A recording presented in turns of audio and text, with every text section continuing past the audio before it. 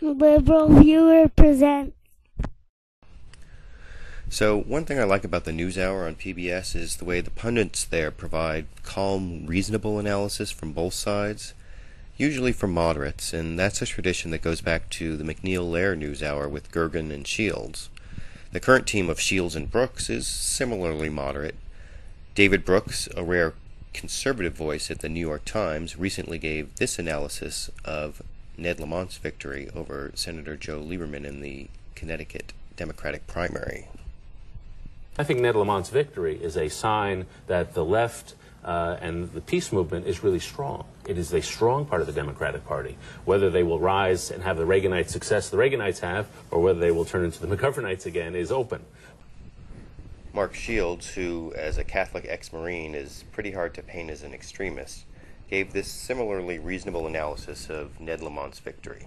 What's significant about this election is that what is obvious is that the status quo, the stay the course Bush policy of the status quo in Iraq is politically unacceptable to a vast majority of Democrats, to a majority of independents, and to a sizable minority of Republicans. It's not a question of left-right. I mean, this is a majority position in the country. And as I said before, the politicians are scurrying to catch up with the voters. I mean, trying to demonize Ned Lamont, who looks like a junior high assistant principal, I mean, not exactly a terrifying figure, as some people have tried to do. It just doesn't work.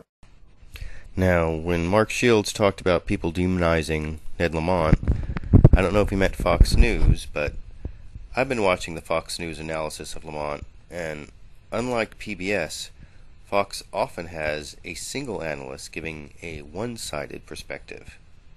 Fox News analyst Michael Barone is no moderate, as you can see from his take on the Lamont victory.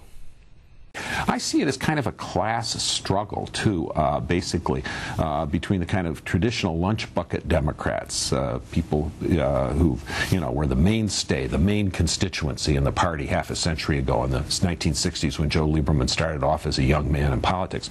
They tended to go for Lieberman, so far as we can tell from the returns, versus the sort of rich people, often with secular attitudes or with the kind of attitudes that Professor Samuel Huntington calls transnational.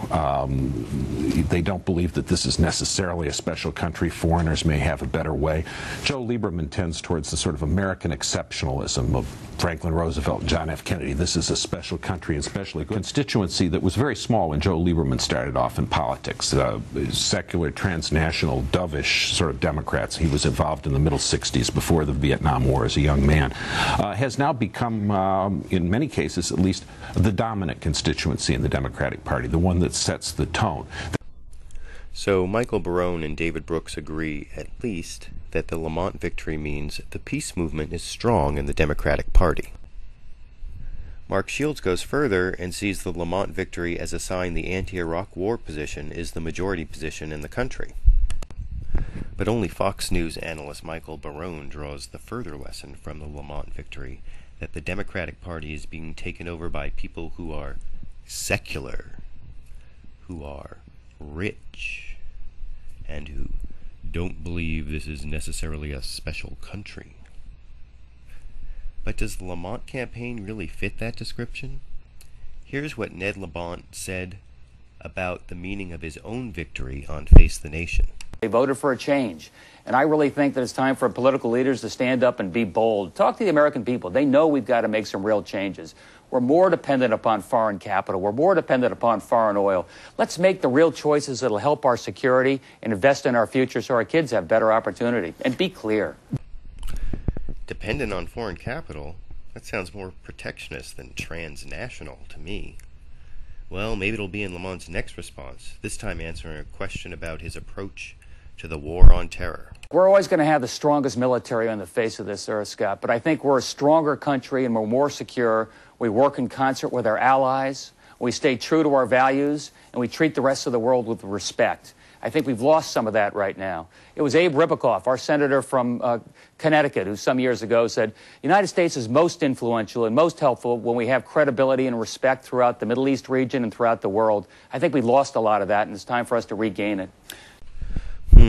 Saying things like America will always have the strongest military on the face of this earth sure makes Ned Lamont sound like he believes America is necessarily a special nation. So how fair and balanced really was Fox News analyst Michael Barone? And does the Lamont victory really mean Democrats are a bunch of godless rich people who don't really love America? YouTube, you decide.